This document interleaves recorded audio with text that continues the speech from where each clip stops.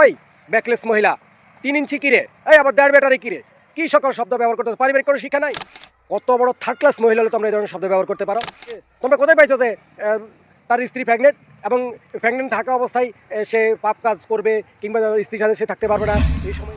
আচ্ছা, রফিকুল ইসলাম মাদানী দ্বিতীয়বার বিয়ে করেছে, এ নিয়ে যে সকল কথাবার্তা চলতেছে, আপনারা কি আজ পর্যন্ত কেউ বলতে পারবেন সে যে স্ত্রী গর্ভবতী কিংবা স্ত্রী প্রেগনেন্ট হওয়ার পর অর্থাৎ বাচ্চা প্রসব কিংবা বাচ্চা প্রসব হওয়ার আগে পরে মিলে সে পুনরায় বিয়ে করেছে, এখান থেকে এই অবস্থায় সে কোনো খারাপ কাজ করবে, কোনো রকম পাপ কাজ করবে, এই জাতীয় পাপ কাজ করার কথা কি সে বলেই বা এই জাতীয় বিষয়কে কেন্দ্র করে কি সে বিয়ে করেছে? আমাদের দেশে কিছু মানুষের, অল্প সংখ্যক মানুষের যে এমন অ্যালার্জি শুরু হয়েছে যেটা বলার মতো না। আপনার হ্যাঁ, সে একটা ভিডিওতে বলেছে যে আমি পাপ কাজ থেকে বাঁচার জন্য বিয়ে করেছি, এ কথা বলে সে মিষ্টি খাচ্ছে, হাসাহাসি করতেছে।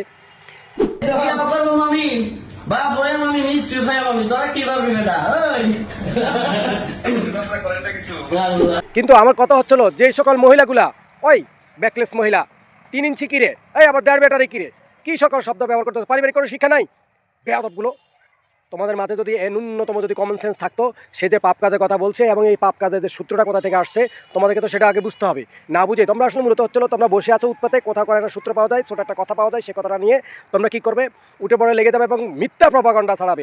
এই মিথ্যা প্রপাগান্ডা দিয়ে তোমরা যেই কাজটা করেছো ইতিমধ্যে তোমরা পরিচিত হয়ে গেছো, তোমরা চিহ্নিত হয়ে গেছো যে এই সকল নারীগুলো, যে সকল মহিলাগুলো ব্যাকলেস মহিলা, পারিবারিক শিক্ষা নাই, ফালতু মহিলাগুলো, তোমরা কী সকল শব্দ ব্যবহার করতেছে এগুলো?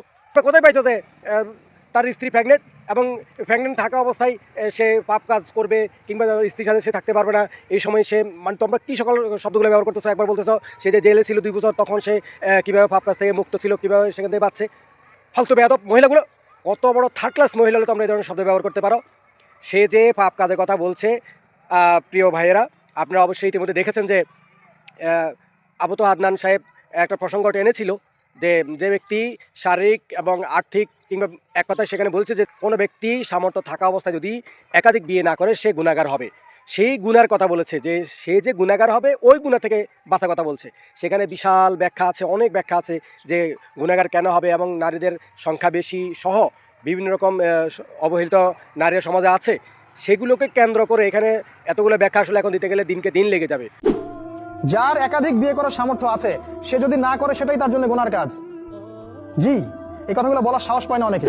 এখন যে কথা আসছে যে বা যারা এই বিষয়টাকে নিয়ে প্রপাগান্ডা ছড়াইতেছে এবং বিভিন্নভাবে আলেমদেরকে হেস্তনেস্ত করতেছে, তার মধ্যে সবথেকে বেশি এই যে খাটো, অর্থাৎ রফিকুল ইসলাম মাদানী কিছুটা খাটো, তাকে নিয়ে যে সকল শব্দ চয়ন করা হচ্ছে ইতিমধ্যে, এই যে তার বাসা যে লঙ্ঘন করা হচ্ছে এবং যে মুসলমানদের